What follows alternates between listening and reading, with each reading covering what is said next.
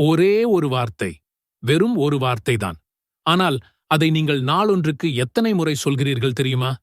10, 100, இல்லை, ஒருவேளை அதற்கு மேலேயா? அந்த ஒரு வார்த்தையை தொடர்ந்து உச்சரிக்கும்போது உங்கள் மூளையின் மன அழுத்தம் மாயமாய் மறைந்து போகும். வீட்டில் சந்தோஷம் பொங்கிப் பெருகும்.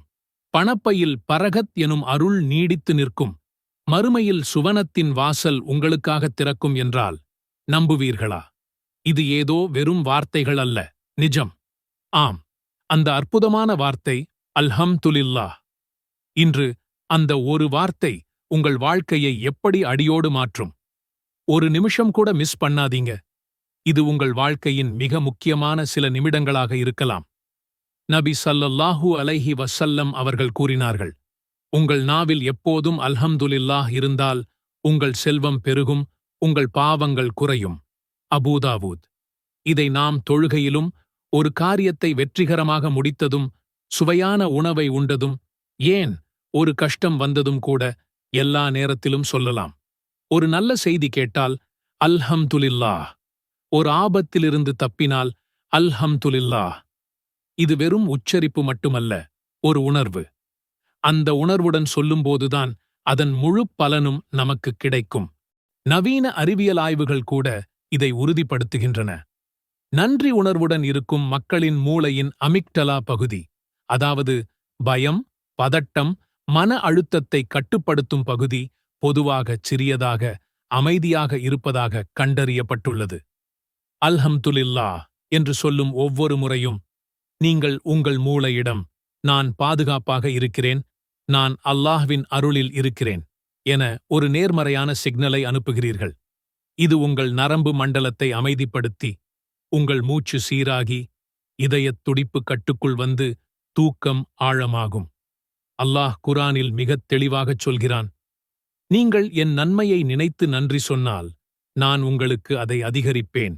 இது ஒரு கால்குலேட்டர் மாதிரிதான். நீங்கள் நன்றி எனும் பட்டனை அழுத்தினால் அதன் பலன் இரட்டிப்பாகும், இல்லையா? இந்த பரகத் என்பது வெறும் பணம் மட்டுமல்ல.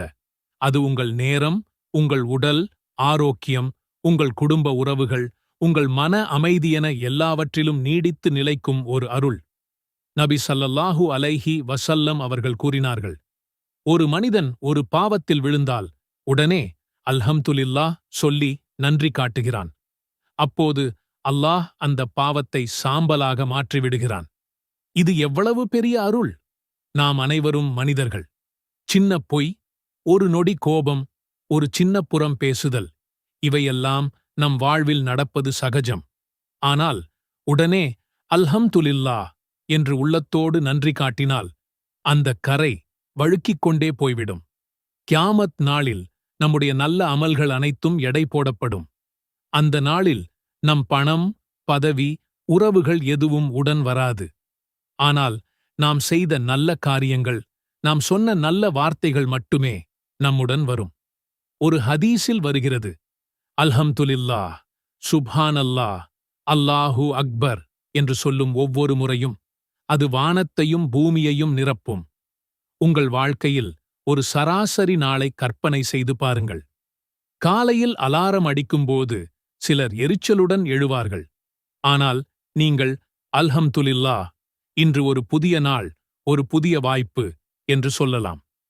காலை உணவை உண்ணும்போது அதன் சுவைக்காக, அதை சமைத்தவர்களுக்காக அல்ஹம்துலில்லாஹ். அலுவலகத்துக்குப் போகும் வழியில் டிராபிக் ஜாம் ஏற்பட்டால் சிலர் சலித்துக் கொள்வார்கள். ஆனால் நீங்கள் அல்ஹம்துலில்லாஹ், இந்த நேரத்தில் நான் திக்ர் செய்யலாம் அல்லது என் குடும்பத்தைப் பற்றி யோசிக்கலாம் என்று சொல்லலாம். அசர் தொழுது முடித்து வெளியே வரும்போது மழை சாரல் விழுகிறது. பெரும்பாலானவர்கள் ஐயோ, இன்னைக்கு டிராபிக் ஜாம் தான் என்று நொந்து கொள்கிறார்கள். ஆனால் நீங்கள் அல்ஹம்துலில்லாஹ், இந்த மழை பூமிக்கு உயிர் தருகிறது, மரங்களுக்கு நீர் தருகிறது, என் கார் கூட குளிர்ச்சியாகிறது என்று சொன்னால் அந்த ஒரு நிமிஷத்தில் நீங்கள் ஒரு நல்ல அமல் எடுத்துவிட்டீர்கள். இது ஒரு மைண்ட் செட் மாற்றம். இது வெறும் வார்த்தை மட்டுமல்ல, உங்கள் வாழ்வை பார்க்கும் கண்ணோட்டத்தையே மாற்றும்.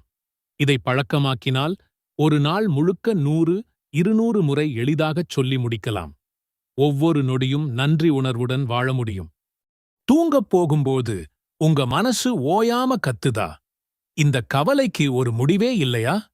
உடம்புல வர்ற ஒவ்வொரு வலிக்கும் நீங்க தேடுறது ஒரு மிராக்கள்.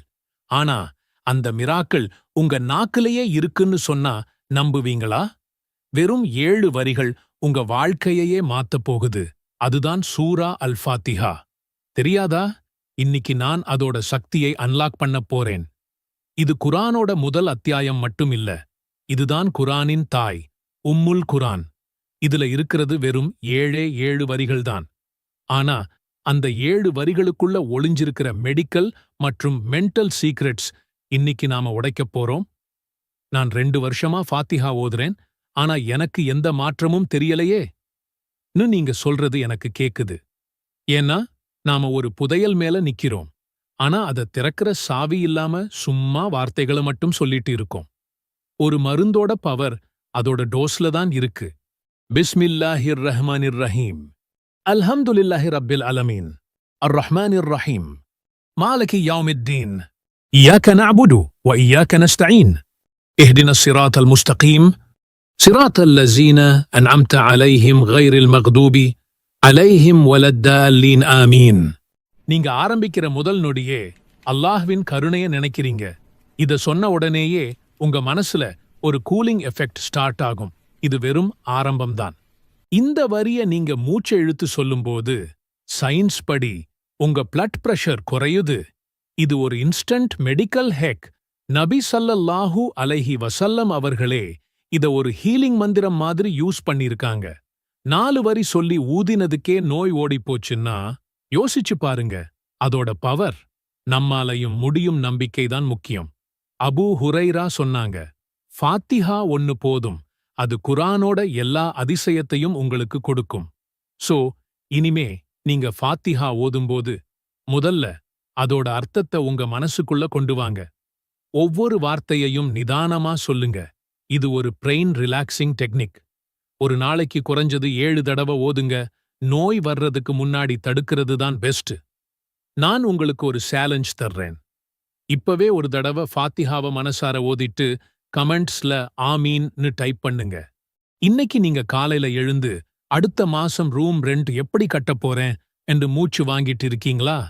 30 செகண்ட்ஸ் நிறுத்துங்க. ஒரு குரான் வசனத்தை சொல்லிடுறேன். அது தினமும் ஒரு நேரத்துல ஓதினா இன்ஷா அல்லாஹ் கடன் காணாம போயிடும். கொஞ்சம் கடைசியா கேளுங்க. வீட்டு loan, bike loan, salary advance எதுவா இருந்தாலும் வட்டி மட்டும் தலையில ஏறிட்டு நிக்கும். குழந்தைகள் ஸ்கூல் பேக் கேட்டா கூட கையில 100 ரூபாய் இல்ல. என்னை மாதிரி யாரும் இருக்காங்களா?